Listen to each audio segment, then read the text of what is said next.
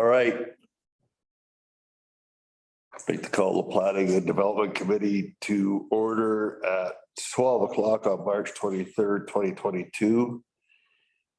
Approval of the agenda. Do we have any late items? I don't know. Do we have time to add Greg Darrell and Hiller Road on? Have we only got till 1 o'clock or 2? What time is this over at? 1:50. 1:50? Okay, so do we have time to sneak it in here? Yeah, it's up to you.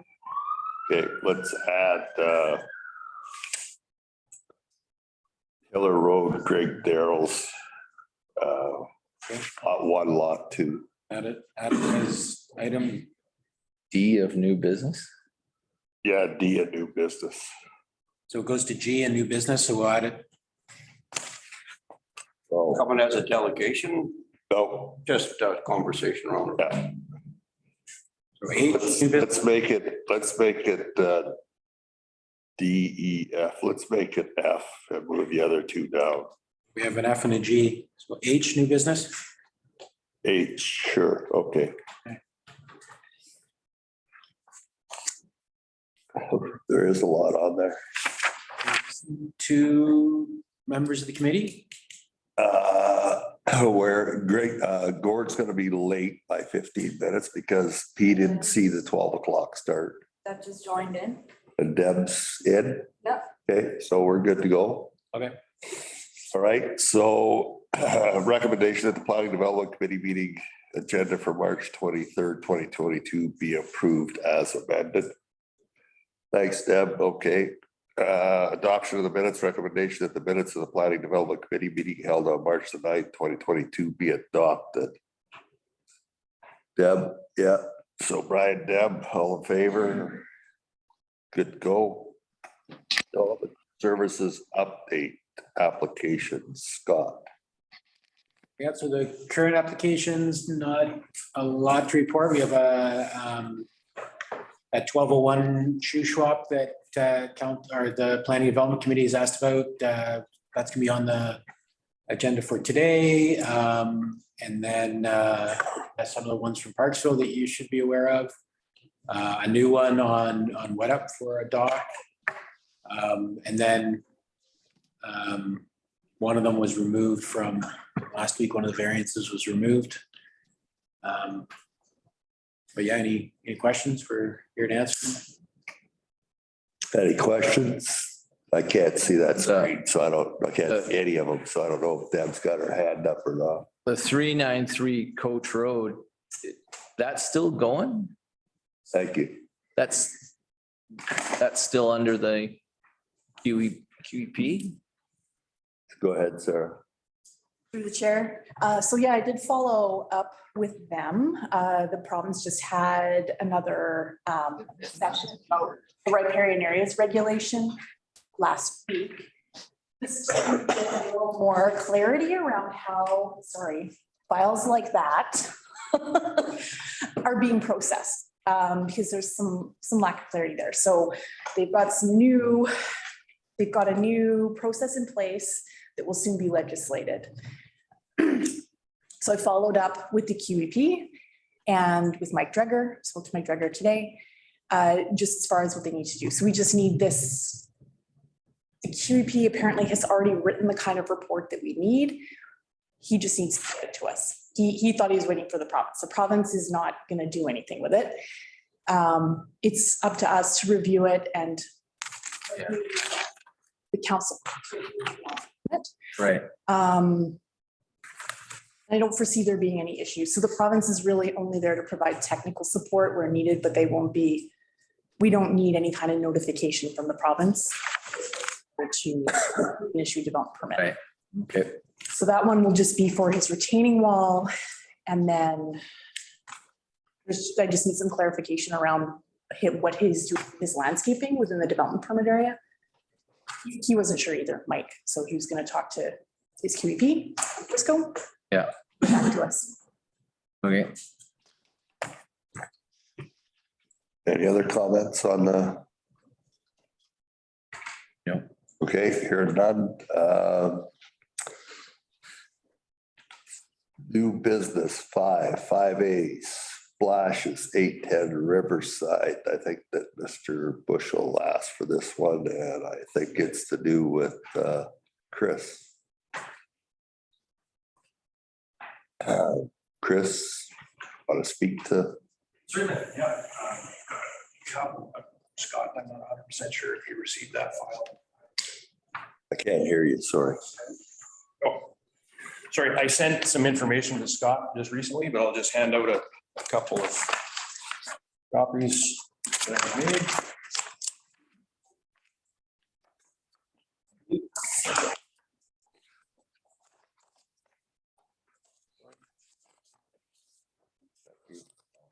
Drop one word towards sitting.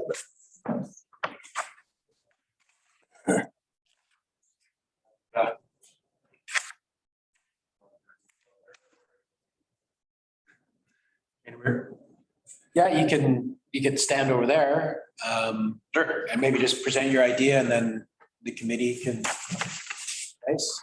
Sure, certainly. So it really was just, to start the conversation with the district. I own Riverside Dogs, my name's Chris Froome. And we're finding that we're challenged with our space in town here. And so I've been looking for property to expand the business. An opportunity has come up with 810 Riverside Ave. So I wanted to start a conversation with the district, just some brief notes, real high level plan to see anyway to get an indication from the district if it was a favorable plan or not. You know, currently 810 Riverside is Splashes Marina. That property, it gives Riverside the opportunity to have direct access to the water as our company continues to build. And but there would be some changes that I would like to make in order to do our business there. I don't want to go through buying the property without having some sort of inkling that the district is interested in heading, you know, that direction. It would include changing the current maintenance shop into a fabrication facility. And then a couple of,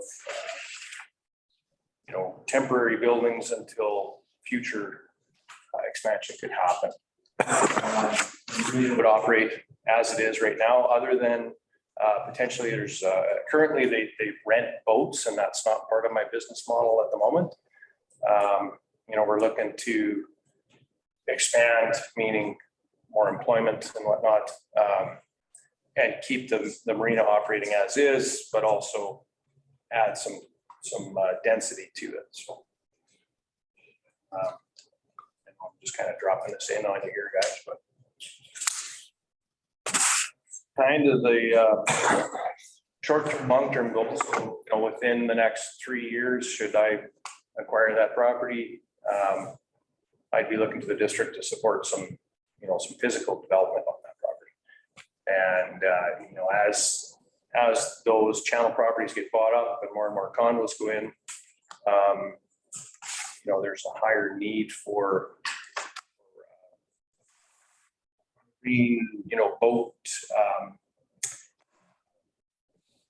service, similar to what marina or the marina, those type of things are going on. Boat valet, boat service, storage. And then I just need to increase my shop size so that I can physically do more work. And so that piece of property gives that opportunity. So.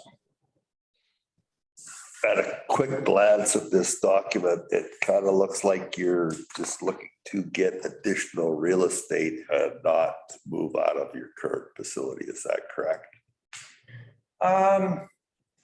No, not really. I mean, the current facility at the end of Main Street isn't the greatest spot for our business.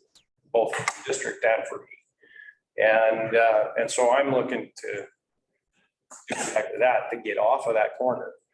Although I may not get rid of that facility, it would be modified, changed, developed into some other business, or the opportunity of some other business. I haven't really fixated on a plan to do with that property at the moment, but it wouldn't, if I developed another property, that I wouldn't require that to be a fabrication shop anymore. So I could turn it into any sort of business that was you know, a positive direction for the community. So do you actually own that property, that the one on the corner of Main Street, Riverside? Yes. Okay, so. All right, comments? Yeah. Go ahead. So, so you, just so we're clear, so you would have a fabrication shop on 810. You'd have a manufacturing of docks as part of your plan. For an interim period, I don't feel that it would sustain for, you know, the next 10 years. I need basically double the space, the square footage for fabrication that I have right now. And that would, you know, that would suffice for a number of years, but it wouldn't do for, you know, the 10-year type thing.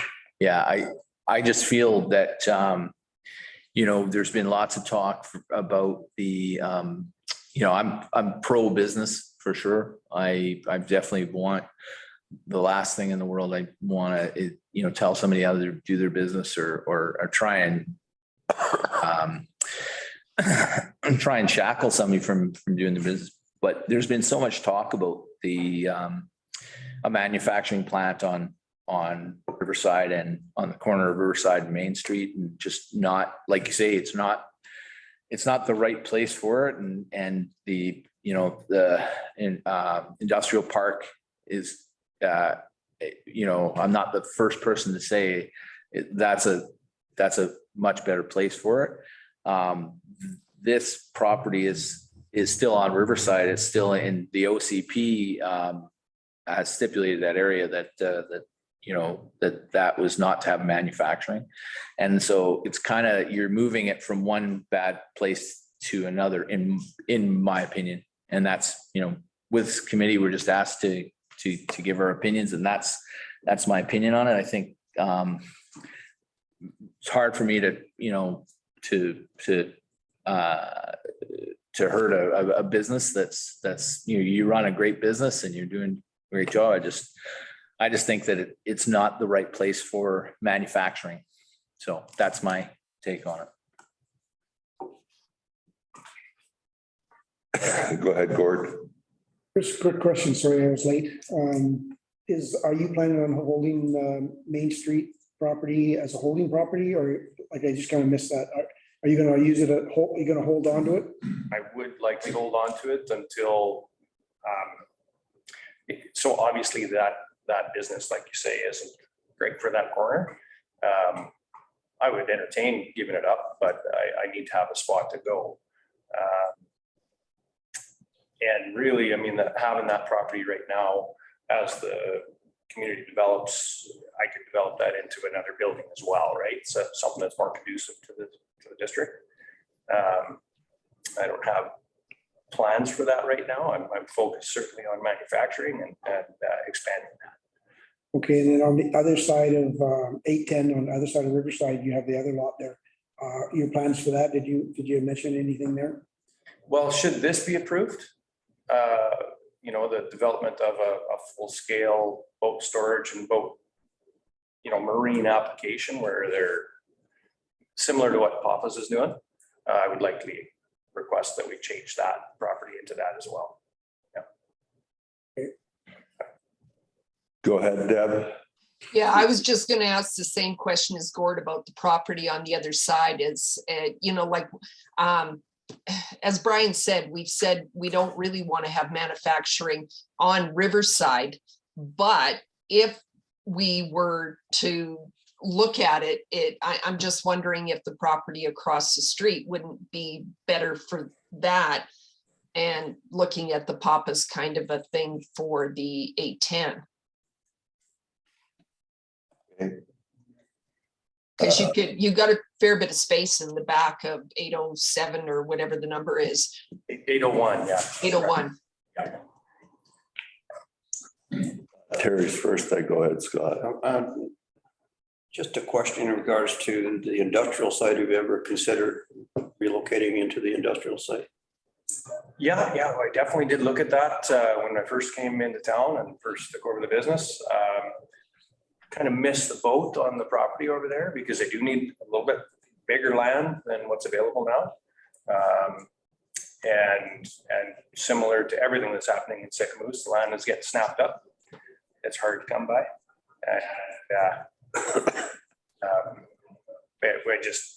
I just passed over it at the time. It was too early in the business development.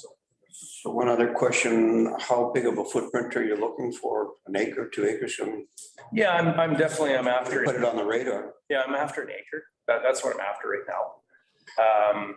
But it is conducive to, or it's important as to where it is. I've been looking at the property at, I'm going to forget the address, but basically by Chevron there, the old gas station. I've had a couple conversations around that, but there's some significant environmental side of things that I have concerns over the cost of, that particular property. That's highway commercial. Again, it's not truly industrial as per your guys' zoning map. But then the light industrial property is adjacent to that and goes with the sale. So I've looked at that as well. I've also I missed out on another opportunity out by the Husky. So I'm actively looking for land and I know that I've got the market to sustain it. So one other question, and if I may, the chair. Have you ever had a conversation with Carly, our economic development coordinator? Because they've got packages when it comes to maybe what could be potentially viable for yourself when it comes to relocating. It might be worth a conversation with her. Mm-hmm. She has an office in the Finlayson building. Okay. And just plant the seed there as well. Sorry, your name's Carly what? Sorry. Carly Precision. She's our economic development coordinator. Yes, I do get emails from her. Yeah. Okay, good. Yeah. She's also when it comes to something like this. So just so you know, that'd be a good contact for you. Okay. Thank you. Scott? So maybe if you move forward to the next slide. So this is the zone right now, the waterfront commercial zone. So marine related manufacturing is a permitted use on the property right now. So if you were to move there now, you can continue the marine related manufacturing. And then if you go to the next slide, we can see what, so this is the zone that I think is for this property. So it's tourist accommodation. So yeah, it really doesn't lend itself to that use. And then the next slide, I think, is the C3, the waterfront commercial zone. It speaks to boat repair, boat storage, and marina, but yeah, it doesn't have that marina manufacturing right now. No matter what you do, you're going to need a development permit. And so we look at the form and character, how it looks from the street and what it's going to look like. But then the zoning bylaw regulates the use. So right now it is zoned for that marine manufacturing. And if a marine manufacturing use continues, then, and if it was rezoned, it could continue. It becomes a non-conforming use, but it could continue. Would make it tricky getting a development permit though, if it's a non-conforming use, like, expanding a non-conforming use, it would make it tricky getting a development permit. So yeah, it's definitely something that you would want to have to those questions prior to purchasing the property, right? Is what would council want to see it zoned? Or would you be comfortable going forward with a non-conforming use? So that's the two questions that need to be answered. Okay, so Go ahead, Chris. Sorry, so that is where all of my research started. Yeah. Current zoning, from what it is very similar to the situation that I'm in on the corner. And so as I said, that it's kind of a shorter term plan to have the facility there. But of course I need to be able to pay for the development of that property. So right now my business is marine manufacturing. I would take that business somewhere else in town once I had property developed there, and it would really just turn into a true boat service property, right? Similar to the whole vision is what Todd is doing down the street. Right? So if I might make a comment and then Gord, I guess from my perspective, I think that bulldozing and building on Main Street or repurposing it for something else would be a great asset, a great advantage to the community than to have that there. You're currently zoned to do manufacturing if you move to 810 Riverside. And as you said, you're looking at it in the short term. So because we're about to redo our zoning bylaws, and I don't know what the staff or how it would be possible to give a kind of like a temporary use permit. But as you said, moving forward, you'd like to move it to what the rest of the stuff is over there. So if there was a way to put a timeline on it, that you find another location to actually go to manufacturing. I think that it's a win-win for all of us based on the idea that you move what you got going on in the corner there off Main Street. It gets more out of sight, more or less on 810 Riverside. But, it also has to have a sunset clause on it as well, if that works with your business plan. But that kind of puts you against the wall then that, if we say 5 years or 8 years, that's your drop dead date that you gotta start doing what you said and move your manufacturing someplace else. Is that something worth talking about? It is from my perspective. The business is continuing to grow. In order for me to develop 810 Riverside, I would need some time to generate that revenue to get me through the development phase. Yeah. And then once that was off and running, then, I'm back to just looking for 8,000 square feet ish, somewhere between let's call it 6,000 to 10,000 square feet for manufacturing, which hopefully in that duration, there's something in the region that comes up that allows me to take that on. So. Okay. Gord? Yeah, just one thing I didn't mention to you, Chris. I did have a call from Howard, and he bought the old Waterways manufacturing plant, and he's looking for somebody to move in. Lease.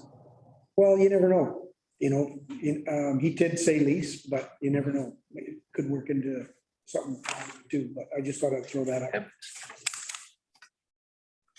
On Titus. There's the Titus property and then the other one in the back, the old manufacturing plant, the larger building. It's a grow up right now. Yeah, okay. Go ahead, Deb.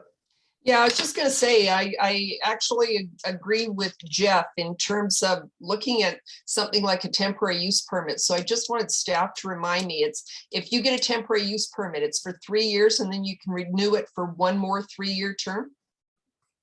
That's correct. That's correct. Okay. Would that fit your bill at all? Unless you decide to look at that old Waterways manufacturing, which I'm not sure how big that building is, but it does have some land on it. It's definitely bigger than where you're at. Yeah, I do have concerns about giving up ownership of land in Sycamore. So to move the manufacturing into a lease building, maybe if there was terms of sale in the future, But as far as 6 years, you know, I put in the plan here a 3-year cycle to get the buildings up and complete. That might be a little aggressive from a cash standpoint, but I haven't run the financials on it because of course I need to know if this is just a pie in the sky or this is something, and to me, it sounds relatively positive. You know, you guys seem to be on board with the idea of as long as it meets the requirements of the zoning in the future, the development would be, you know, looked at favorably. So that's what I feel I'm hearing. I know you guys can't negate all the risk, but I just, you know, I really enjoy the community. The business is doing well. It's going to expand, and I'd like to keep it here. But I need those options to be viable. So, Steffi, could you go back to the first slide? Jeff. So in your drawing, you have like a kind of a red cloud over that corner there. that boat ramp, yeah. So in the basically in the final phase, it'd be the construction of a full metal shop, somewhere in the neighborhood of 7,000 square feet. It would be an upgrade of the marina. It would be an upgrade of the boat launch, should it be provincially approved. And like all of that activity is all relative to provincial approvals, which I'm kind of familiar with. So that can be quite the duration. So just looking at this, is this the right property, 810 Riverside? Yes. Okay. It's just turned around. Yeah. I unfortunately, I took my pictures the opposite of what you guys have there. So I think one thing that, you know, is what faces it and what happens behind it, you know, is not the biggest concern, but, you know, essentially what I think the town wants to do is have that Riverside as a place where people can walk and they can access, you know, different commercial and things. So I think kind of that building on the corner is kind of the key to it.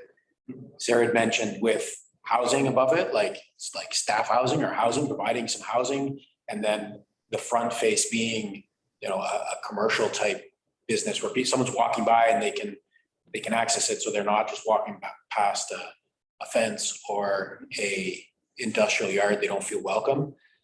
You know, there's talk of, you know, something where there's going to be a combination of industrial and you know, shops, and Brenda's development up the road where there's like kind of like a gathering spot and things like that. So I think from a development permit perspective, if you can show how that building is going to interact with the street and with people walking by and providing, you know, an amenity to the community that's, you know, obviously your commercial, your private business, but, you know, housing and an inviting streetscape, I think that would go a long way for the development permit side of things. Perfect, thank you. Sarah? Through the chair. So I had some questions for you too. So everyone seems to be familiar with the other property you own. Is it the one directly across from 810? No, it's 801 Riverside, and it is, if you're looking straight out the driveway of 810, that's 803, 809. Yeah. And so the next one down. Yeah. So that property currently is in use and also needs to be. So I was wondering about what Deb had said, right? So across the street has a different land use designation that is supportive of marine related businesses. So like potentially that land use designation could support what you're talking about. So I'm curious about splitting up the operation between the two as far as uses go. The other question in my mind is, do you know that you have enough space outside of the riparian area for what you need? Like it looks like most of your new stuff is up forward on the lot. At 30 meters. Yeah, for 30 meters. Yeah. So that's what I'm curious about. So if you need, if that building at the front and you're cognizant of the 30, you're not going to do what you need it to do for manufacturing. Not in the long term. Yeah, okay. So there is an option to do a temporary use permit on that lot. I guess you have to. 7 years potentially. You also realize, Chris, that you have to give up some frontage for a walkway.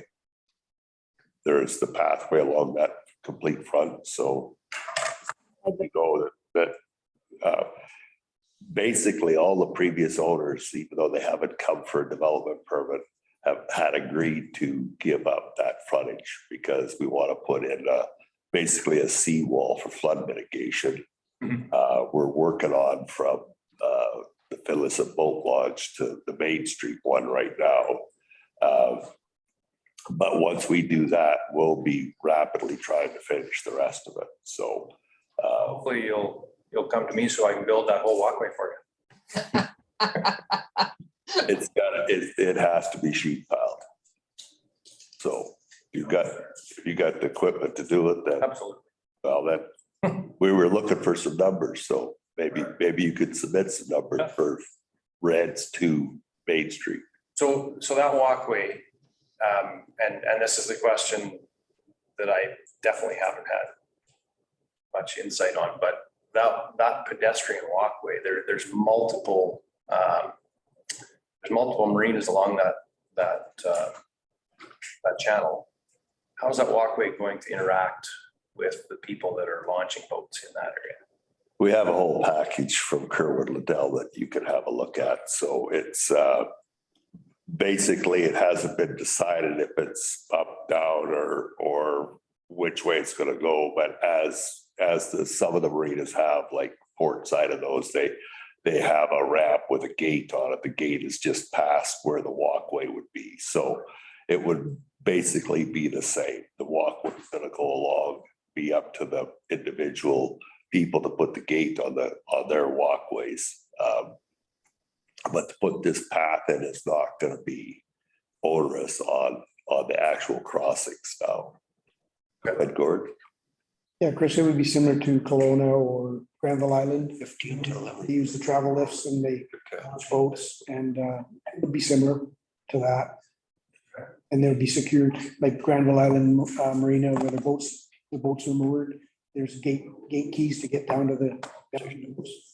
Yeah, I'm just speaking more of the valet service, so Yeah. the physical transfer of boat from land to water. Yeah.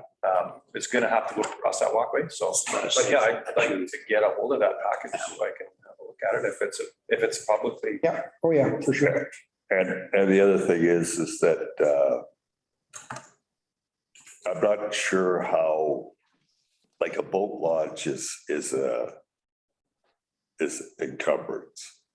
So when we do the seawall, if you have a boat launch, you'll have to fork out a wagon full of money, because like Carol's Marina, where she's at, that boat launch she's got, that work there is not part of just putting in a straight wall.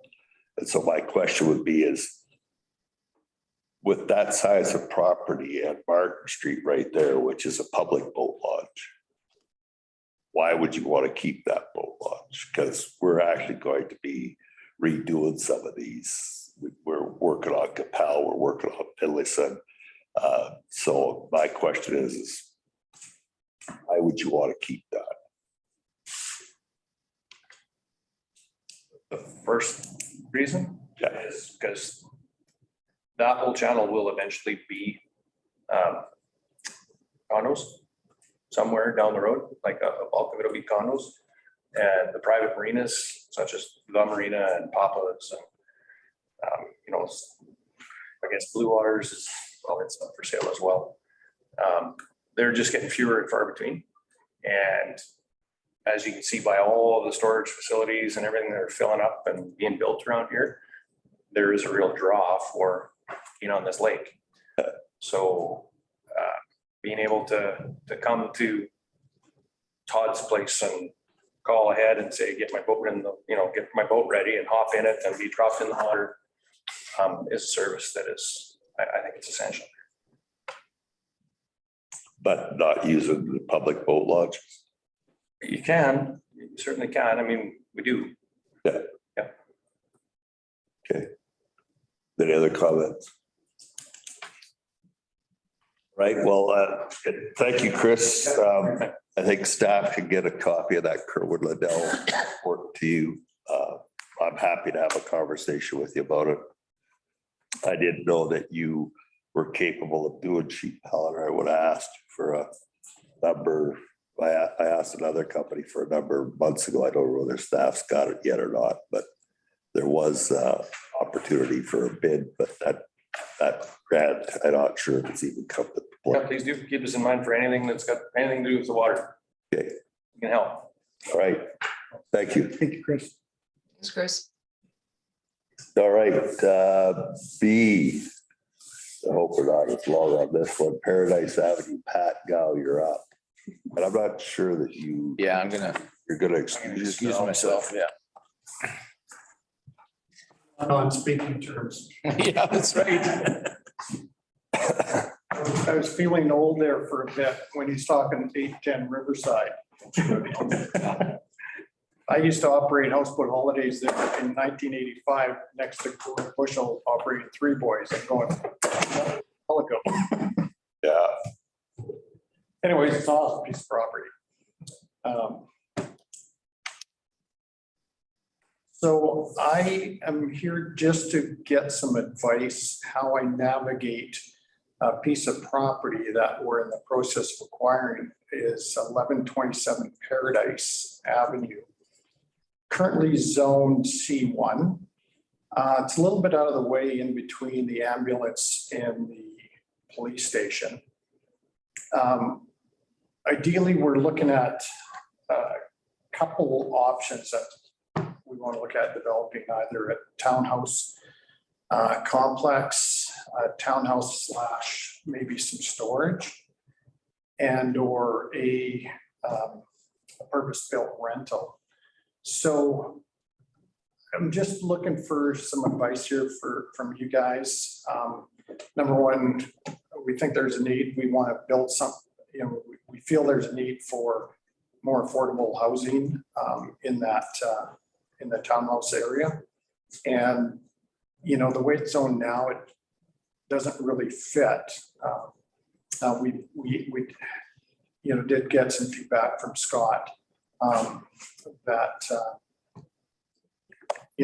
there's probably, different, we need to probably rezone it or do something else. If we're, we first went to Scott's 7-bay storage unit, and, he kind of went through said it doesn't really, fit. But definitely the town is looking for more affordable housing. So in that, again, that fits us for Bayview Homes as a builder, but it doesn't really fit the zoning. And he's just looking for some advice how we navigate this. What we feel is likelihood of doing something like that, or anyways, I'm just here looking for some advice how we kind of step through that.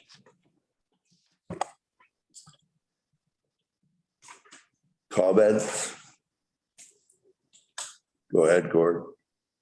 Yeah, I've looked at the property before, and it is a kind of a weird shaped piece of property, tough to get into because you only have access not off the highway. And then once you get in there, it bulbs open. And so it is, unless you're the property next door, the hotel or the ambulance station, it really becomes, and that's probably why it hasn't sold for all these years, is it's just a very narrow piece of property to get into, and then it bulbs open. So, with not having the access on the highway, I think it could go towards accommodation, affordable housing. That's just my opinion. Okay.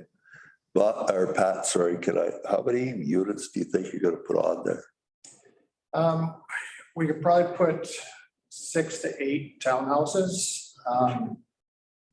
And a different combination of whether it's entry level or whether it's a 2-story complex, and or 4 or 5 townhouses plus a couple storage garages.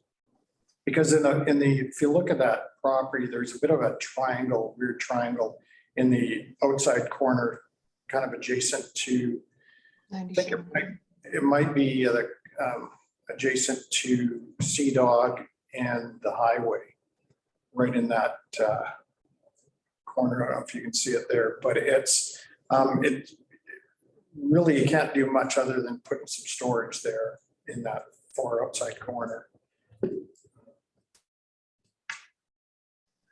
Now, my understanding is, because you actually talked about this some time ago, and there's a bunch of funny easements on that property. Yep. Are there any of them that you have to work with or get removed to do this development? No, we don't, but what we are going to do is, the one covenant on there is with MOTI that was put in place, what I understand, when they were wanted to build a traffic circle on the highway by the Shell. And so we would look at to work with MOTI to see if we can remove that covenant. We're kind of, our plans would be to build it with everything in place. Part of the, there's a district right away where that path goes. There's a walking path next to the RCMP station that we know would stay intact and in place. So it's just a matter of, we could use it the way it is, but we don't see the need that, unless MOTI has a need for that little triangle in the corner, but we would work around it. But our plan is to see if we can get that lifted, just to have a more usable space. Go ahead, Deb. Yeah, I was just going to say, kind of along the lines with what Gord was saying, but it is a really awkward piece of property. And one of the things that we're trying to do in town is actually get some densification on these vacant lots that don't seem to really have any other use. And if you can get a little bit creative in terms of how you get in there and do it, I think that it's awkward. It'd be difficult to do much else with it.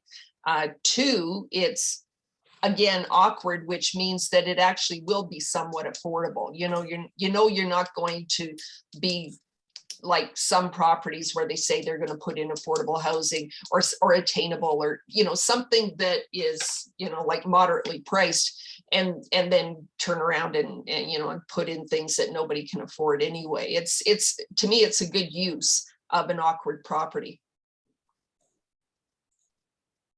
Ed Scott. On the slide, this is one of the drawings that Pat provided, and you can see the building on the property, and there's that, and he's talking about the triangle behind it, right, where there's that no build covenant. So that triangle right there is where that covenant is. That's why the buildings are in that configuration, because there's that no build covenant. And there's the one that's across here.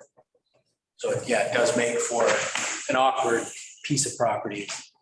And it doesn't look like it makes any sense, because the building is now coming to the setback on the property line on the other side. So what are they going to do with that triangle?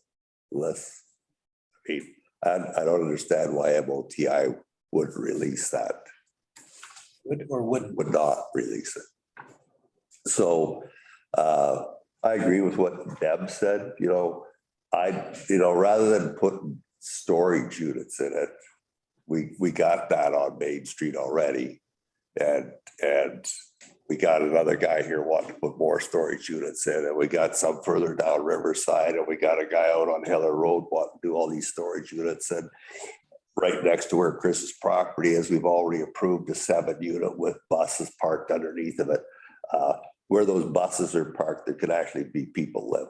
So if you build something if you could put 10 units on there that are of a decent enough size and a various thing, I personally don't think I'd have an issue with that at all. I mean, it still has to come back to council, but the more accommodation that we can get, and it's close enough into town, right? So, and I know you guys will do a good job of it, so I know what you're looking for to get out of it, but the more units you could put on it, like a two-story would be, you know, like the townhouses they have for assisted housing or affordable housing in Calgary, they put together, they got a floor plan for 10 units as a block, and basically they would probably fit on there. So go ahead, Scott. I think if you go forward to the next slide, you can see the different zones. Do you want to speak to this, Sarah? Sure, yeah, like this had come up. I had spoken to Brian as well, I think in like 2020 at one point about this property. So it sounds like they've been thinking about it for a while. About these zones. So he had questions about whether or not the C1 zone was the best zone for it, and was asking about C2, which is highway commercial. And I did ask whether or not they thought they wanted to keep that commercial component, like would the MUR multi-unit zone be a better fit? But I think there's some other property acquisition processes going on, so potentially they might want both commercial and residential use. I don't know what you're. Sounds like a good zone. I don't know what you're ready to share at this point. No, Around. I understand. You're saying what we're looking at, or? Yeah, so it sounded like potentially there was further property acquisition potential, maybe, but you're not sure of yet, and that you might want a zone that allows both commercial and residential use. Because I had asked Brian if the MUR, which is a multifamily zone, if that would be better fit, because he had asked me about C2 instead of C1, which is what's currently on there. Right. Yeah, I mean, for this particular property, when you said some other acquisitions, like in another part of town No, or right next to this. Okay, that, I think we were talking about a little sliver of land on the motel side, just to the north. And that the thought process at that time was, you know, what if the fire department, we built a purpose built building for the fire department where we could run both sides of the ambulance. So that's what I think that was. That's no longer on the table because it was sold, like the motel was sold. And while it was for sale, we were just thinking, what if we could buy that sliver, make it a bit bigger, and thinking that, because I know Brett's, you know, he's always talking about another new building, emergency services building with a rescue truck. So we said, hey, what if we did this and could acquire it? So that's where that went. So that's no longer on the table. So now we're just talking about this particular unit that I guess our goal would be to look more of a multifamily unit and possibly like say in that corner, because we visualize like, what if we could put one or two bays with some parking in the back, just in that kind of weird use little space that we can't really do anything with. So that's where that went. And we could store some things if MOTI said, no, we're not, that's going to stay a covenant forever and ever, then it's kind of useless piece of property, but we'd like to do something with it, outside storage or whatever that looks like. But the primary goal is to actually have multifamily between 4 and 8 or 10 units if we can fit it, maybe with 1 or 2, like a minor component with storage. Well, sounds good to me. Like I never had an issue with it, but I talked to you guys about it a year and a half ago. So I think that if you, any housing that you can build that's going to be either rental or more affordable is going to be good for the community. Go ahead, Terry. Yeah, thanks. Yeah, I'm in favor of any housing development for sure. I'm not in favor of any more storage. I think we pretty much maxed out on that when it comes to the district at this stage. So one concern I would have, depending on how many units you putting in there. And this is a question for Scott. Would we be able to put the parking requirements in place so that it would be amenable for, say, 8 or 10 units in there? I mean, it's pretty tight, right? I just see your design. So. I think it might be tight, but I don't see that as being a huge challenge. Okay. I think it might be 7 units, like the drawing you saw there. There were 7 storage units, 20-foot wide, not touching the, and that's where we said, well, it'd be between 6 and probably 8, or if we get more, great. But I think the width is kind of, we're limited to what we can put in there. So it would probably be in the 6 to 8 range if it's all on one level. Just depends on when you go up 2 stories, and then you're going to need more capacity for parking. But Well, yeah, when I say 2 stories, so here's the thought. Door number 1, we have a 700 square foot entry level. Ideally, someone that's, say, 65, retired, single person, or just 2 live here on an entry level house in that $350,000 to $400,000 range. So our target is trying to find something to build that we can sell between 300,000 and 400,000. Option 2, so that's one level. If we went 2 levels, it would allow us, and that would be a 1 or 2 bedroom townhouse. If we went to a 3 bedroom, so like we have about 4 people that work for our company, young families cannot afford to buy a place in town. So they could then, again, this is here to local people, not to out of towners. So that's our focus. And where they could like a family with 2 kids could go into a 3-bedroom house or a townhouse, where then we'd have to go up to a second story where we have 2 to 3 bedrooms upstairs, a little bit more downstairs. It would be like a 20-foot by 20-foot, 16-foot square building fence, small, not huge, and 2 cars in the front. So I kind of,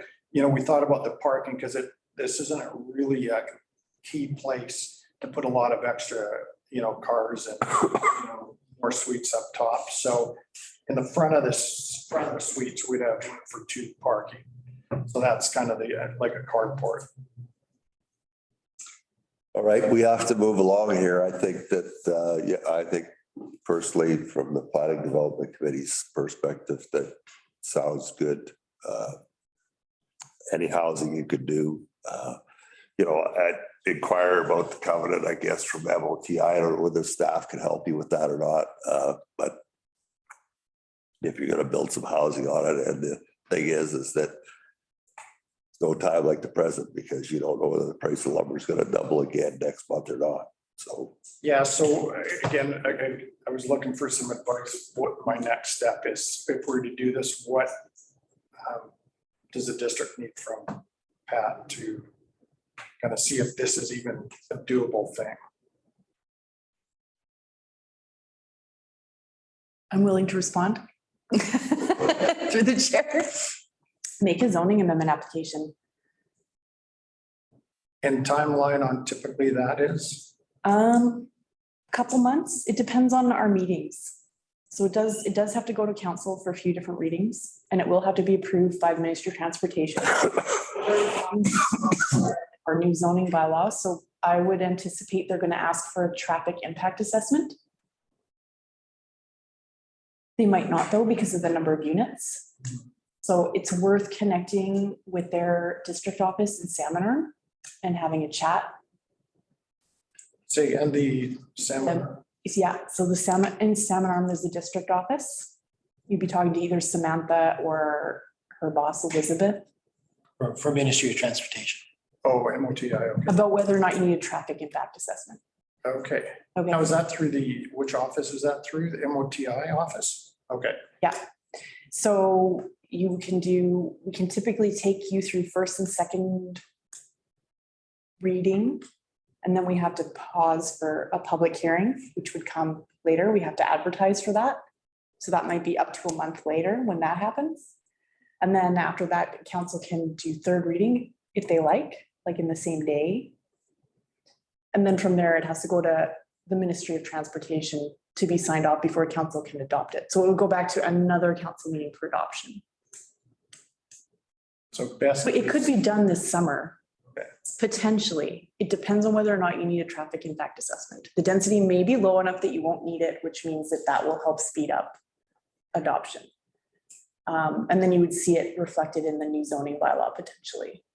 If it's after the fact, it's fine, whatever, we just amend the new zoning bylaw. You would just remain in stream. Basically rezone. We apply to rezone it. Mhm. Okay. Gordon. Just had a question for Sarah or Scott. On every rezoning, does highways have to have a traffic impact study, or like just because it's on the highway, is it just because he's on the highway, even though he doesn't access it off the highway, and he never will be able to? So anything within 800 meters of the highway, Ministry of Transportation has to approve it after third reading. We don't know if they're going to require a traffic impact study, but be warned, they could. This is just kind of like an idle threat that they could ask for it. It's just, It's it's not- time consuming, right? It's not the district of Sycamoose asking for it, it's MOTI because of that 800-meter rule. And I don't know if it's a wise thing to call them and ask them about it. What is, Exactly. what is the square footage of where they're gonna absolutely tell you need a traffic study? 500. 500. Square feet? That's for a development permit, which is different from a zoning amendment. 500 square feet, that's a postage stamp. Oh, 1,000, 5,000 square feet. 50,000. It's huge, it's big. We're talking 5,000 square meters. We're talking about Walmart, 5,000 square meters. 5,000 square, okay, so it's getting bigger, bigger, bigger. Pretty soon it'll be, Yeah. But it has to do with density, right? Like they look at the number of units. So, and this is a conversation we've been having with them with the zoning bylaws, like they're like, if they put it into their little ITE calculator, which a traffic engineer has access to, might be worth hitting up a traffic engineer for a conversation. If it's gonna trigger 100 trips within peak times for traffic, they're gonna ask for traffic impact assessment. And they'll be looking at the intersection of Paradise and 97A. But I don't know that you will, your density is low, 6 to 8 units, it might not trigger it. That's why it might be worth just talking to them. so I don't want to lag on this, but we got one at the traffic circle, a piece of property that's got a development permit. And they had a traffic engineer do the study on that. And MOTI said they had no comment on it. And this is a gas station. So I'm not too worried about what's gonna happen with that one. So, Okay, that just gives me some kind of food for thought and direction. if you need any help, I'm certain that staff is willing to. Yeah. So thanks for bringing it forward to the committee and we look forward to working with you. Sounds good. Thanks again. Thanks, Pat. Send Brian back in, please. All right, moving on here. We're gonna have to race through some of these. C 21-4 or 343-DV/DVP 1202 Young Street, that the Planning and Development Committee recommend that the District of Sycamoose authorize the use of a development permit number 21-4343-DP and development variance permit number 21-343 DVP for the foreshore lease number 333848 adjacent to the upland property legally described as 1 District Lot 452 Kamloops Division, Mill District Plan KAP 78354 to vary Sycamoose zoning bylaw number 101/1993, section 8022E setbacks for the southwest property line, section 8023A maximum lot area for a ramp, walkway, floating dock, 2 berths. Address 1202 Young Street. Who's taking this? Through the chair. So the agent, Michael O'Reilly is available online if there's any questions from the chair. So this application has been to the community before, originally officially back in November of 2021 and came back in by request last month. So I'm sure you're familiar with this location. It's right by the Main Street landing. Slide. It's in the channel development permit area, the channel development area for land use designation within the town center. The Watercourse development permit area applies, and it's zoned S2, which is appropriate for the current use. Previously, this development did occur under permits from the district. Their tenure is now up for renewal with the province. And the province has some requirements for that tenure renewal, mostly coming into compliance with new guidelines around environmental values, water quality, fish habitat. So they're being required to remove the boathouse, which you can see in the photograph, in the plan from the past development permit. That original dock is right along the edge of the lease area on the south side. Next slide, please. So here's their proposed changes. As a refresher, they're wanting to use existing piles. They'll need to put in some new piles. They also will need to put in some fixed stops to prevent grounding closer to the shore. And this ramp will be able to move up and down with this portion of the marina as the water level changes. So the reason for coming back and asking for the same variance as before, the 0 meter lot line, they did go back and consider the 3 meter setback that was suggested by this committee in November. They've had their archaeological comments from splat seam caretakers returned and archaeological sites in the area. So moving those piles, the preference is not to do that because of the potential impacts to archaeological sites.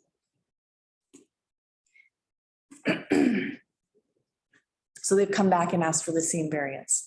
The other issue was that the owner's boat coming in and out of there. So to try to move this and change the alignment so that the berths are angled and coming out doesn't really work because of the current in the channel there. The channel narrows a lot there, as I'm sure you're aware. It would be difficult to back their boat in and out of that way. The other issue in terms of just moving it over so they don't have to back out is that their pontoon boat is about 24 feet and there isn't enough room to maneuver.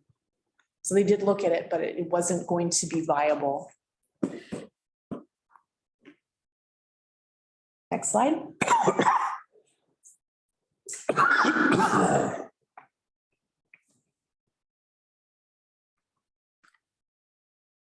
The final slide is just the recommendation. I will leave it with the committee to discuss. Chris, I assume because your name's in this, can you tell me what the elevation of the pier is, bottom of it? Bottom of the pier elevation. It would be resting at 344.6, I think. No, the pier, I'm hoping it's gonna be at 350. Oh, yeah, it's currently planned for 348 now. That will be an issue That will be. because the seawall is gonna be at 350. So can't have a hole cut in it for that. So I want to suggest that you put it in at 350. Yeah, they're open to options for sure. Definitely no concerns from a fabrication manufacturing standpoint. We can easily put the pier up higher with a bridge down on the other side. Well, that's for the future, the seawall, if it goes in, the lowest elevation it will be is 350, so. And we've had water, 2012, the water was 349.6, so putting it at the 348.9, you're gonna have to wear hip waders. So that would be my comment on that. I don't know if I'm gonna get any support from the rest of the committee, but anything that I put in was always done bottom of a 350. Any other comments? Oh, I'm good to move it forward. Yeah, it makes sense. Okay, 350, that, then I'll ask, based on the resolution read, is anybody opposed? Hearing not, then the Planning and Development Committee recommends that the district authorize and issue the permit.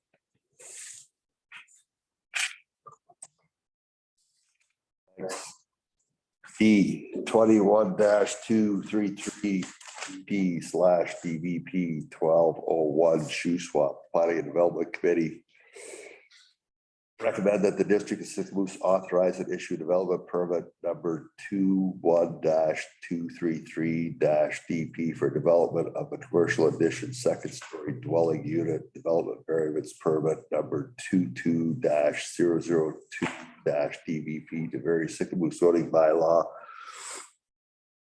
101/1993, section 4012C2 in addition or setback for the existing building and addition, and setback 4012C2 setback for commercial addition for the lots 1 and 2 district lot 452 Kamloops Division Yale District Plan 23105.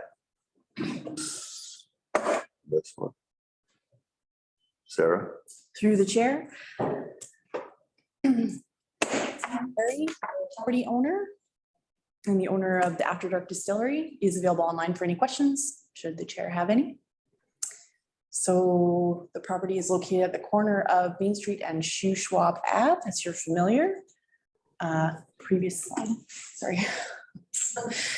This in the past, this building was a bowling alley originally and was developed pre-District of Sicamous. And I guess at that time, didn't require variances or anything to build across the lot line. So the existing building is across 2 parcels. The new building will also be across 2 parcels. So that's number 1, just make note. Next slide. sorry, did you say the new building would be across 2 parcels as well? Okay. So the property is located in the town center, so you can see in red, land use designation. It's in the town center development permitted area, blue hatch, and is in the C1 zone, pink. So the town center land use designation encourages buildings that are oriented to the street, with character and building entrances. The development permit area for the town center applies, and the C1 zoning permits food and beverage service establishments. Next slide, Stephanie. So here is the proposed building. So you can see on the bottom left, the portion of the existing building that faces Main Street. And you'll recall that there is some landscaping and really nice arbor, outdoor patio along there. So it's not just a blank building wall. And this would be about what it would look like roughly from the corner. So you can see the addition is a bit taller in behind and is set back a bit in the back. So if you look at the image on the top right, we've got the existing building on the right side of that elevation. So this is what faces Shuswap, and the addition on the left. So the retail entrance proposed to be moved from the existing building across to the new building. And that whole interior space in the front there will all be linked. So the tasting room and retail area will be expanded. Access will be at street level from the parking area. So because it's a pre-existing building, it's not right at the front of the street. And the second story there is a dwelling unit for the owner, which is a permitted use in the zone. And it will be accessed by a secure elevator which is what this area is. There'll of course be railings on there. So this area right here will be parking. There will be adding a handicap parking stall, as well as the additional spaces. So they'll probably need to do some paving. I think there's only paving on the right side right now, and this side is gravel. And the setback here at this part of the building, it will meet the minimum 2 meter setback at this corner. And I'm gonna guess he's gonna do what his current fencing is. You'll see it in the next slide. So it's the far back end that he needs a variance as well. Next slide. So here's the site plan. You can see that this front corner by the building entrance, it meets the 2 meter. So this is running parallel to the existing building. So what it does is it pushes him just a smidge into that setback in the back corner there. He needs a variance, and of course needs a variance for being across the lot lines. Next slide. We've got a lovely panoramic view from Main Street. This would be the direction that the owner is going in. So this area here, he still has some landscaping work to do. The back part of the addition will come across here, so you won't be able to see behind to the site behind. That will be a loading bay where he'll be bringing in his supplies for the distillery, as well as where his cold storage area for his product will be coming out that way through this gate. Next slide. Here's the current building face on Shuswap. So the new building will go here, taller, right in here. Here's a view down the sidewalk along Main Street. There are we have street trees along here. And then the owner also he's got like an orchard all through here. I'm not clear yet on what he wants to do on either side of the gate here. We can ask him potentially if you would like. Next slide. All right, and there's the recommendation for committee's consideration. I have a couple of right out of the gate, sorry. That's good. On 1201 on Main Street, what is that dip in the property? What's that little square hole out? To the ortho. To the ortho. Okay. On the one that I got, 1201, the hatched out mark has got a little setback. Yeah, there. Right here, it's not a setback. It's a separate, I can't remember if it's a separate parcel, if it's just a set SRW, but the district has, I can't remember what we have in there. It's for water or sewer. I don't remember now. A utilities right away kind of thing, setback? Yeah, it may be a separate parcel as well. Are you kidding me? That's what's there. My God. Like I am so sick of the kid that with the crayon 20 years ago that drew, that must have been Malcolm when he was in school here. Like this, I need to know exactly why that hole is there. Because my comment would be, that doesn't do much to improve the face or the look of Main Street.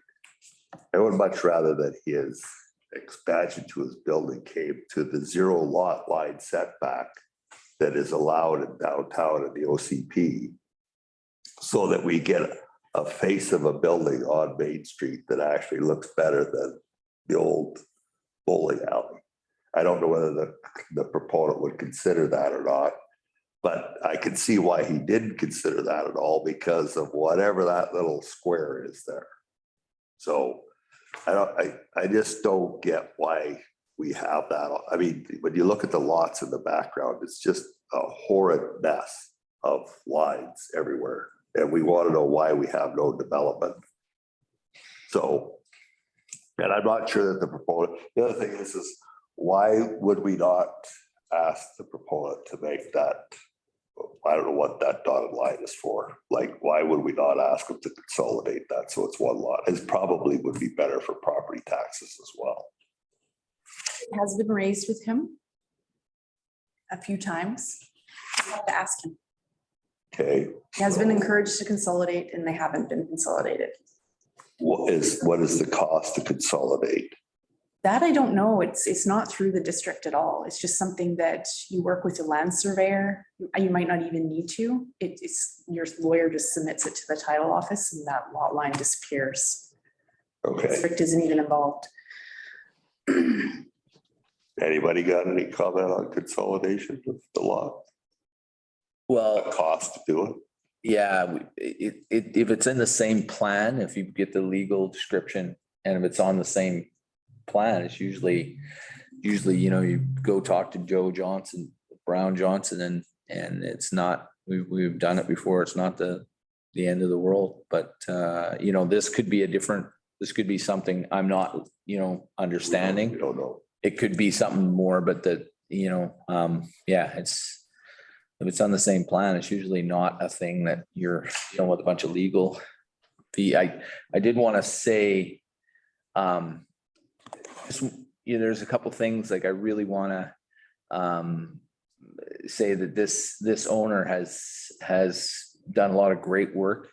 And the one thing that, you know, it's kind of a silly thing, but as a carpenter, I look at that sign that they've done and they've done an exceptional job using oak for that oak whiskey barrel on that sign and the way it was all done and handled and lit up. Like, I just wish, you know, I'm not saying anything against other business owners, but they've done an exceptional job of that sign. Really, really great. It came to the council to get approved and they just went above and beyond. So I think everything they've done has been, you know, first class, and they, you know, I'm sure they're going to do the same with their building.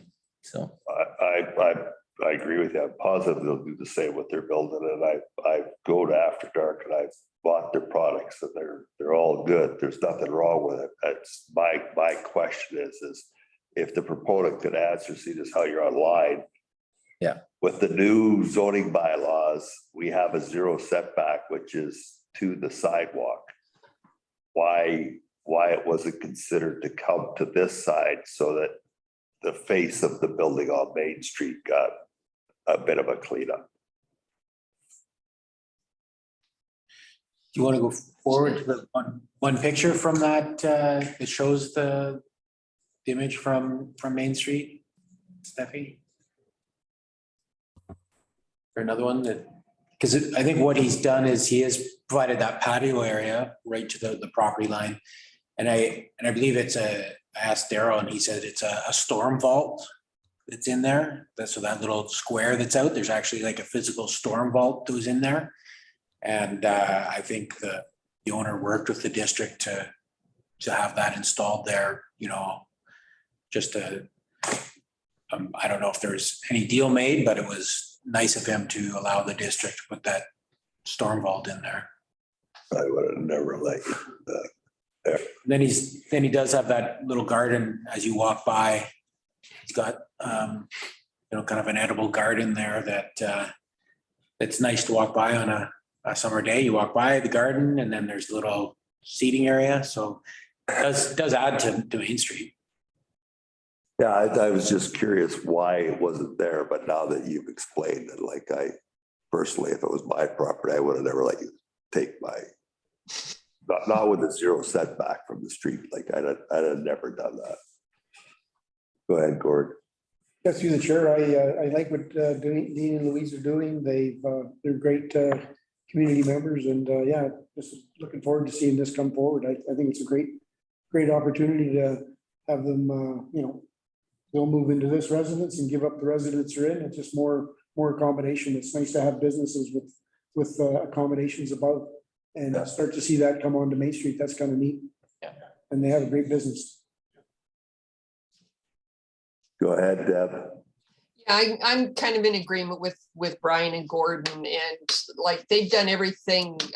I've talked to them a lot with Communities in Bloom and such, and in terms of it may not be a 0 setback, but like Scott says, they've done things to improve the property on that side so that you have the effect a zero setback in terms of the seating and in terms of the garden area and that. So it looks to me like it would have been pretty tight for them to come on this side to do a zero setback. So, you know, it makes sense to me the way they've done it. Go ahead, Gordon. Yeah, I agree too with Deb, but, and maybe in the future, their next phase is maybe, you know, a glass storefront all the way along Riverside. You never know. You know, in time. I'm not opposed to what they're proposing. I just couldn't figure out why with the zero setback and the upcoming new zoning bylaws on Main Street, that it wouldn't have gone that way. And I see a little square box, and like I said, I'm so sick and tired of this community and all their little square boxes get into everybody's piece of property. And no rectangular properties at all, which makes it very hard to develop a piece of property. So that's my only comment, but no, I would support this 100%. It's just, why is it on the back side and not the front side? So. And one other thing, that bowling alley, I used to bowl in there. Yeah, well, we won't go back that far.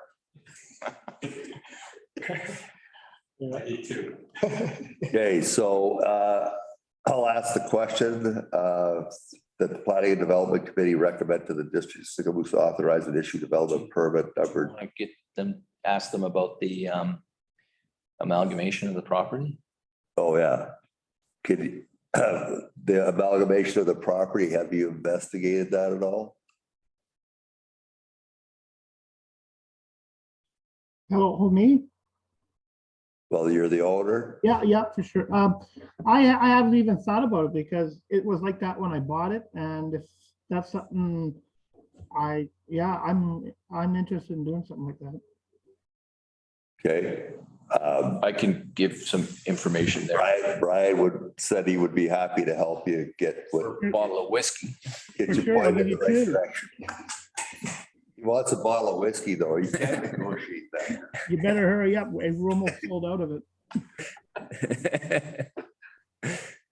All right. Hey, just so you guys know, when you guys talking about the zero up towards Main Street, the reason why we're going out the backside of the building is because that building was designed, it's got the 3 cement block sides and the 1 wooden side, and it was originally developed to go out the backside to be added onto the building. That's why we're going out the backside and we're doing a complete cement building. It's a tilt up. Yeah. And it's going to be 2-story tilt up, so all cement. Good idea. Good idea. All right. Well, glad to hear that. And Brian will help you with that consolidation, which alleviates one of the variances, right? Yeah, for sure. No, I'm all for that. Whatever we got to do. Through the chair, it would depend on the timeline, right, for when they apply for their building permit. So I mean, if it's not done and registered when they apply, and I think, Dean, was it next year you want to break ground? Well, we want to do, yeah, probably about this time next year. By the time I get all my contractors lined up and everything sorted out, it's going to take me a year to do it right, eh? Okay. So Well, I got all summer to do this if we got to work on this, right? sounds good. All right. Well, thanks for the information. And so I'm going to ask, is anybody opposed to the planning committee recommending? Seeing none, it's carried. Planning Development Committee recommends the district to authorize an issue. Thanks for coming. Thanks. All right. E 22-043-Z and 22-044-DDP 711 Parksville that the Planning and Development Committee recommend that the district of Sicamous authorize and issue development variance permit number 22044-DVP to vary Sicamous zoning bylaw number 101, 1993, section 6042C to reduce the rear setback for a single family dwelling for the strata lots 10 to 47. District lot 497 Kamloops, Yale Division, strata plan, EPS 822. And that the Planning and Development Committee recommend that the district of Sicamous consider the district of Sicamous bylaw 1020 comma 2022 to amend the rear setback in the R1A single family residential zone for first reading. Need a mover? Brian, Gord, okay. Comments? Sarah? We might have to tap Scott in as well, because he's been working on this for a bit, but I got this ready while he was away. So Selena Ahuja, who's the agent, is available via Zoom, as is Ram Gopal, one of the owners, and I suspect we have a few other representatives from Jaltia as well available online.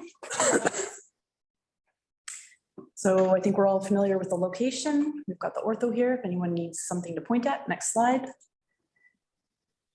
It's currently designated within the residential low density land use designation and visual community plan. And the current zoning for the bulk of the strata is R1A. It's an urban residential zone. It's got smaller parcels size in it. Next slide. So this slide would be about the zoning amendment. So it would be about amending the R1A zone, which has been previously discussed prior committee meetings, to reduce the rear setback to 5 meters from 6 meters. It included some resources here just in case. I've got an excerpt for the setbacks for the current zone, as well as for accessory buildings, and information about where driveways are supposed to go in this zone. So driveways are meant to be on the side of the building. They're not meant to be in front of the building in this zone, just so that we're aware. And the reason I've got the accessory building setbacks on here is because of the feedback from the fire chief and engineering along Willow Row, where it backs onto our walkway. There's an easement back there for infrastructure. Basically, what engineering is saying is that none of the accessory buildings should not be in that back part so that access can be maintained. So there's nothing wrong with the dwelling unit being at 5 meters. That maintains access to get into that main. Accessory buildings could be an issue, potentially, just so everyone's aware. So these setbacks allow them to be in at 1.5 meters from the rear and sides in the rear yard along Willow. So I think that's one of our few red flags. Next slide. So here's the variances. I've pulled up one lot that's typical. So how this variance or zoning amendment will affect the bulk of the parcels in this subdivision.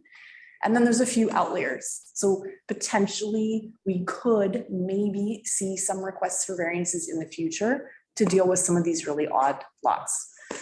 So here's your typical lot. This red outline would be the new setbacks for the parcel. You can see the current setbacks is in yellow. So it's pretty minimal for the rear. Where folks are going to probably run into some constraints with the smaller lots or on lots like there's a few of these that are along an access to the trail in the back. That is an exterior parcel boundary, so that has a 5 meter setback. So these ones will be shuffled over. All our corner lots, we've got a few of those along Elderberry, and there will be more later on further down. The shortest lot line would be the front. So that's already a 4 meter setback. Our exterior side yard is still 5, I believe. So that's going to be 5 all around here. Just on these corners. And then there's not many of these, but at the crossroads where there wasn't quite enough room to squeak in another lot, this is where there's overflow parking. That becomes an exterior lot line. So long as folks are aware of these when they're selecting their units, it shouldn't be an issue. But they are ones to be aware of.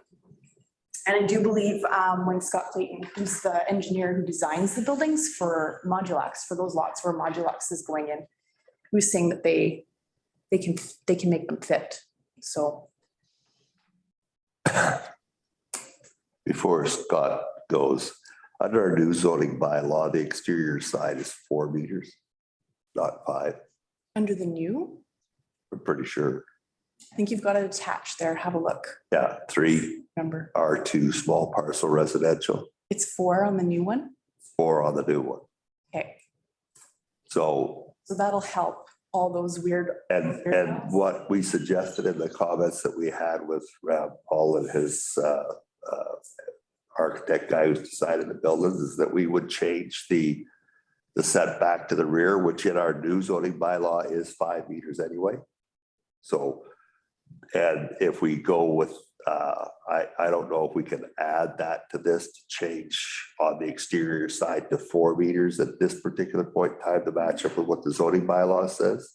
Because what we said 2 meetings ago is that we're going to give you the 5 meters on the back, but we're not giving you anything else. So the guy who does the drawings for the building said that was fine. He could work with that. So, and that's on the corners for the sight line. So if our new zoning bylaw is already at 5 for the rear and the exterior side is 4 meters, then I think that that's what we should be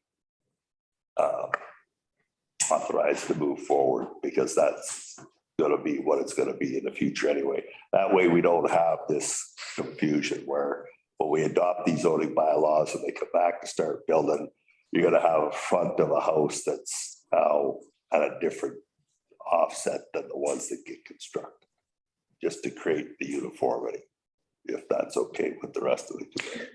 Yeah, that makes perfect sense to me. Like, because you're right, we did talk about that. Yeah. You know, when the tight lots and everything, a 4 meter on the exterior setback is reasonable. That's why I asked that the new zoning bylaws be added when we are considering the changes to existing, so that we can at least line things up so that there's no coming back. We've got lots of time. We've held the notification for the variance. Haven't sent it yet. We can update it and add that variance. And of course, the bylaw, we just would add the line. Okay, so I don't know how we vary this request of planning to support or recommend to the council, but I'd suggest that we recommend the 5 rear and the 4 side as per exterior side. Yeah. And the other ones are at 1.5, so I'm not sure what they're got on their drawings now, whether they're working with 2 or 1.5. Understand.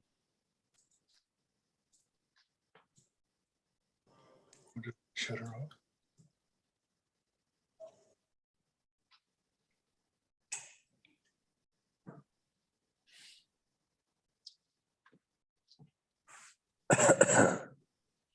Is that acceptable with the proponent?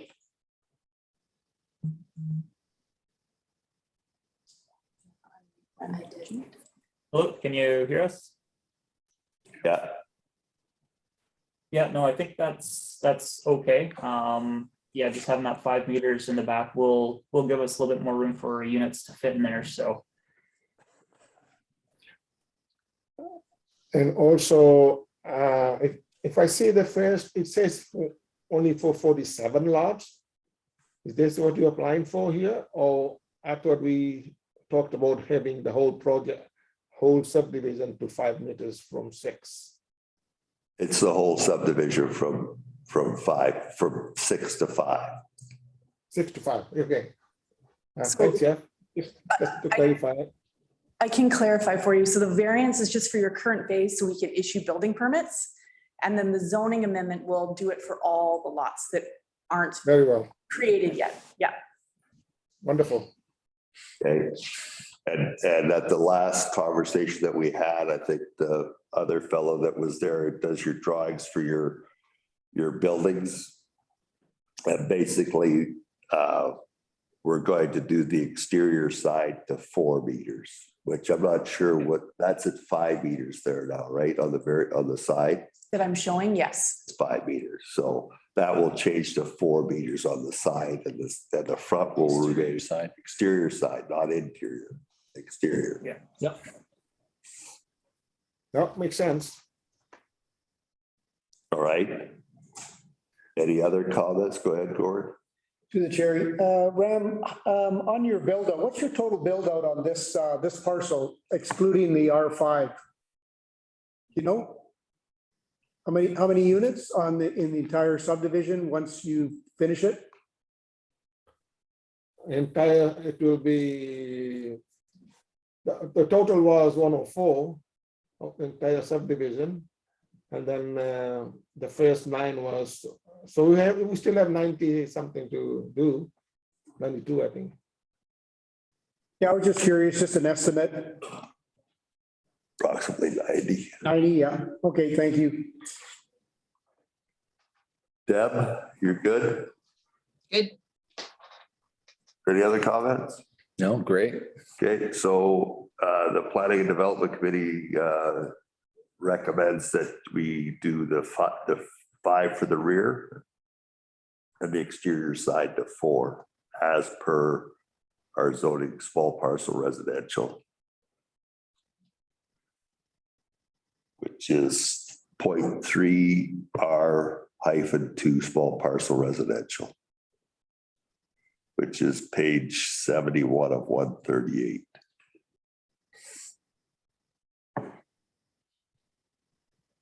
All right, any abstainers?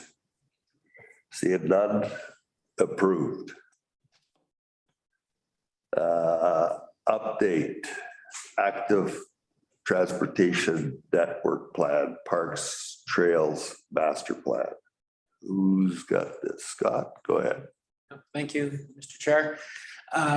So yeah, the active transportation network plan, Jeremy and I have been working with Urban Systems, kind of behind the scenes, getting all the information they need. So Sarah helped us confirming GIS data.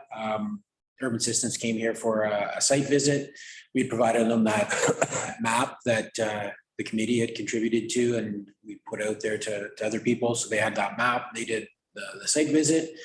They've done an existing conditions review, and now they're working on refining a draft walking, cycling, and trails map, preparing a complete community profile. So they're working towards a draft interim report, and that should be soon, mid-March. But yeah, we should have it for the next committee meeting and for the next council meeting. So that'll be kind of the interim report. And then we'd start the community engagement process, which we're hoping to do kind of May, June, July.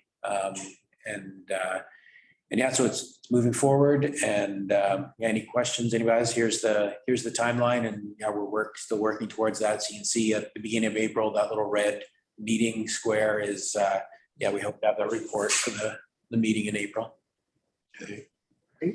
Good. I just a comment, because is there a map that you have that has the trails on it already? We worked on that somewhat. So Right. The rail trail has got trail on it, right?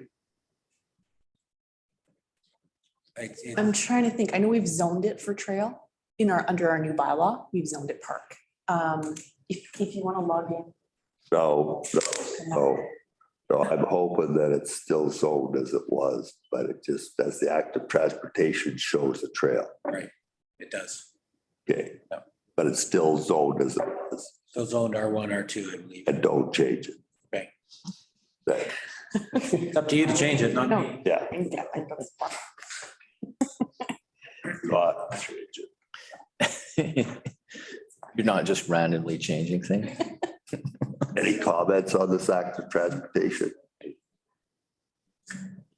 Deb, you're good? When's the community input? The community input is in Oh, okay. June. Yeah, that's park. So this was the Parks and Trails Master Plan update. So the initial goal was to like identify what are the goals, stakeholder list and stuff like that. And figuring out what types of engagement we need to do for during May, June, July. And also creating a document outline and starting to collect data on to create this inventory of the existing parks and trails within Sycamoose. And that would be like a working document throughout this project phase.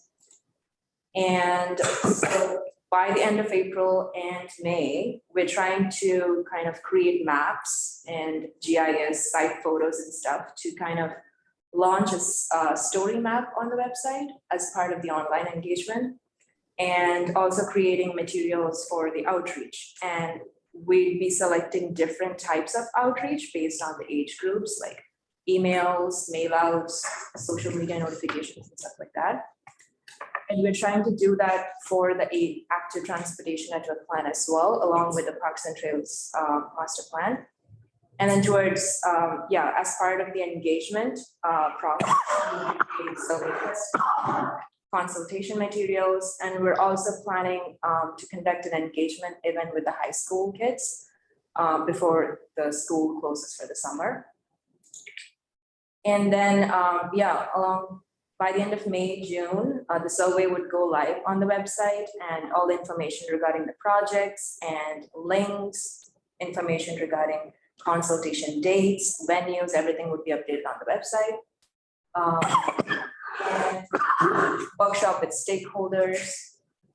And then towards July, we are hoping to conduct 2 open houses for now. And then if a Zoom workshop is required, we could do that as well.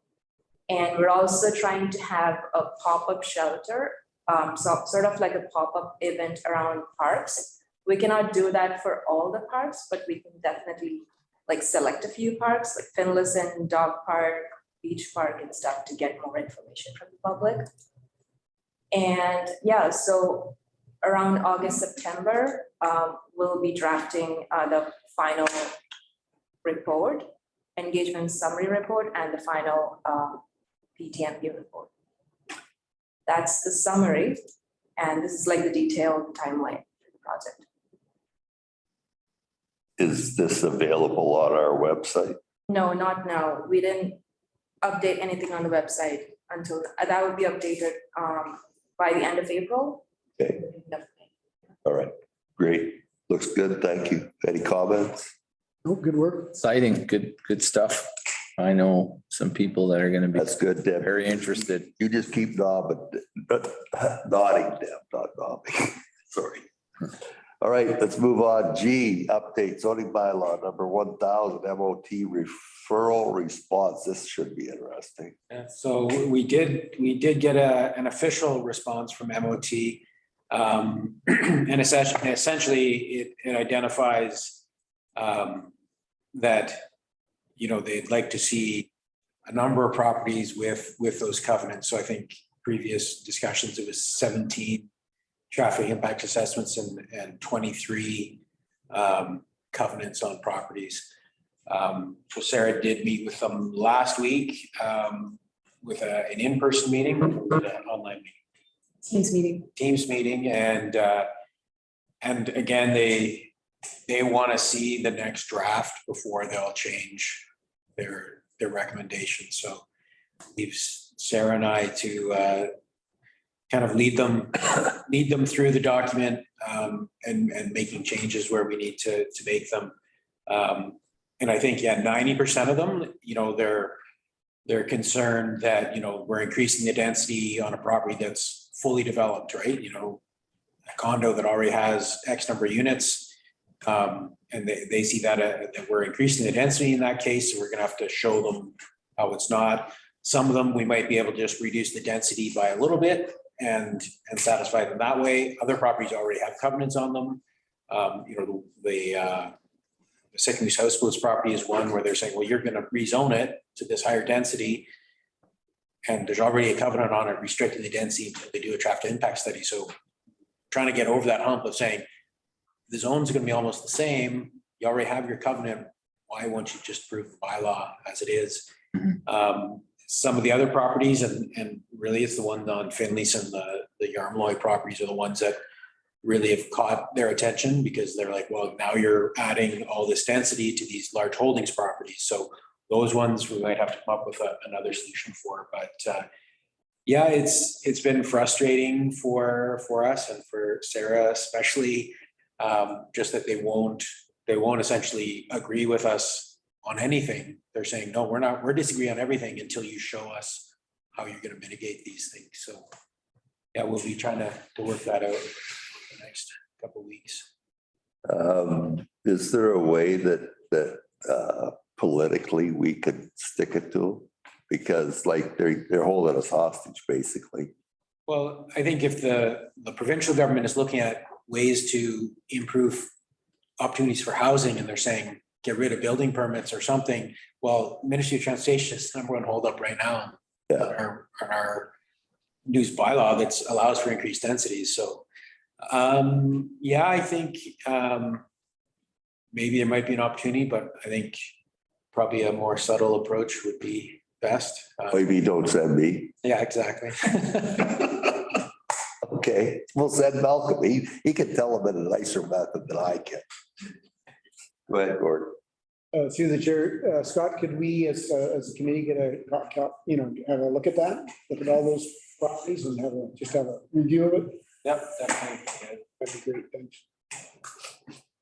So, that's a really good point. The fact that we need housing so bad in this community and the province, there's been a province-wide initiative for, adding density.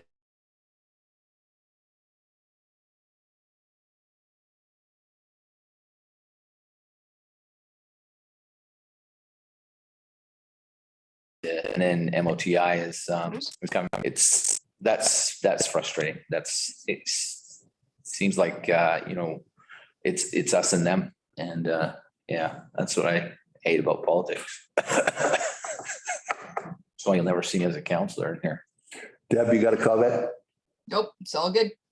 Oh my goodness, unbelievable. Yeah, no, well, if there's a way that politically we could kick a stake up, then I think that's what should be. If we got to write a letter to whoever, we'll have a chat with Evan about that.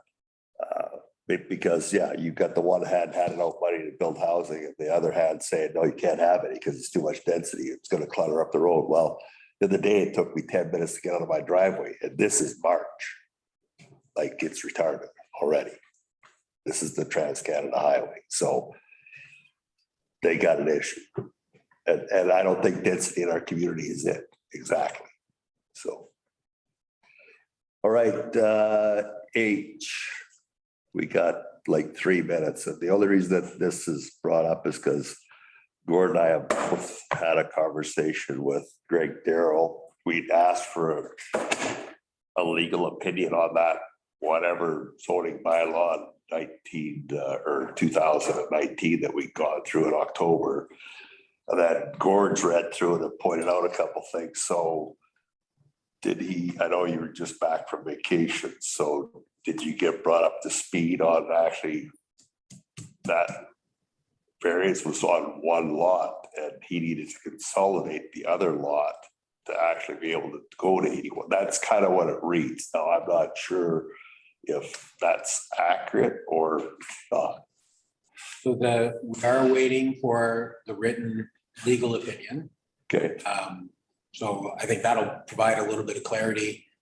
And I think the advice is still, went through a public process. It was rezoned, although there's the conditions that were attached to that, they don't stop the rezoning. And the best way is looking at the reverse of it.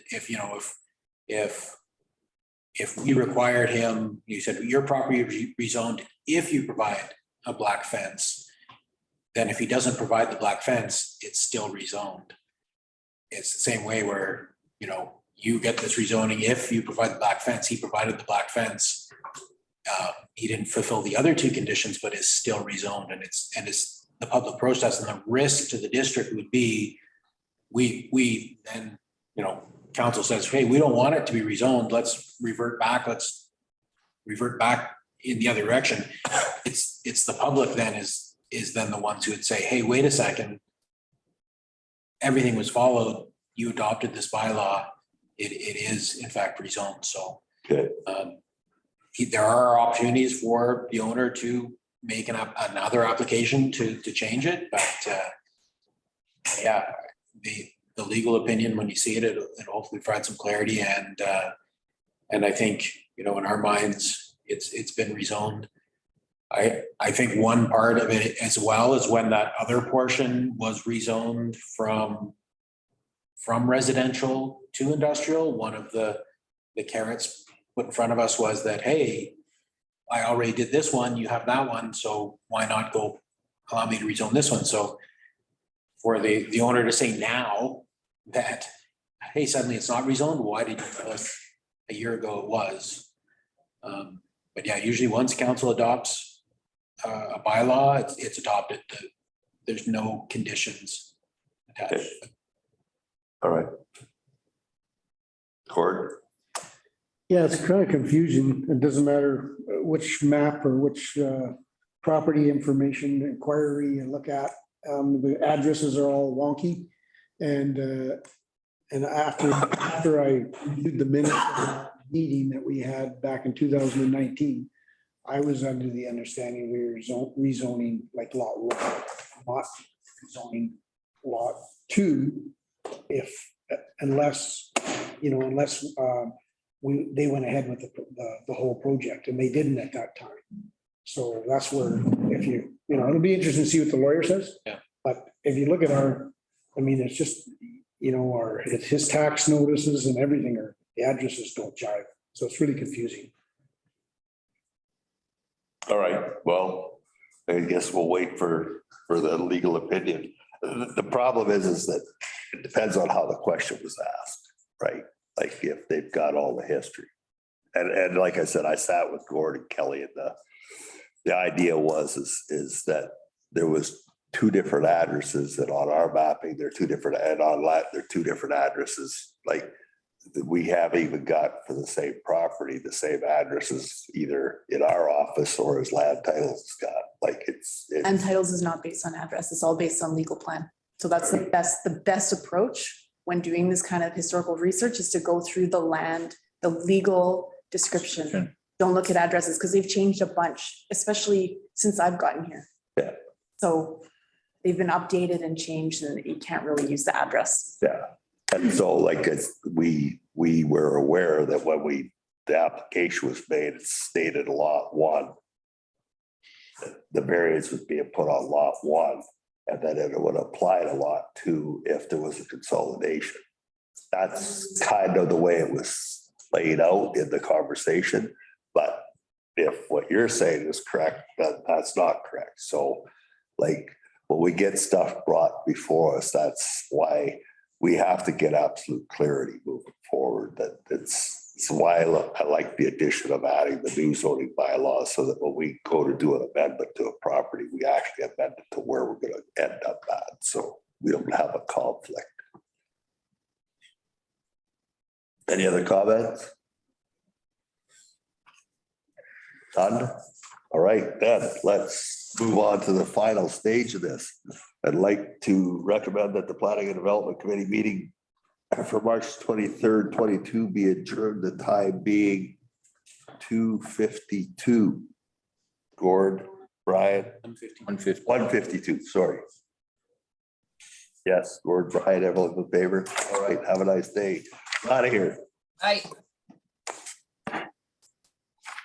See, Deb?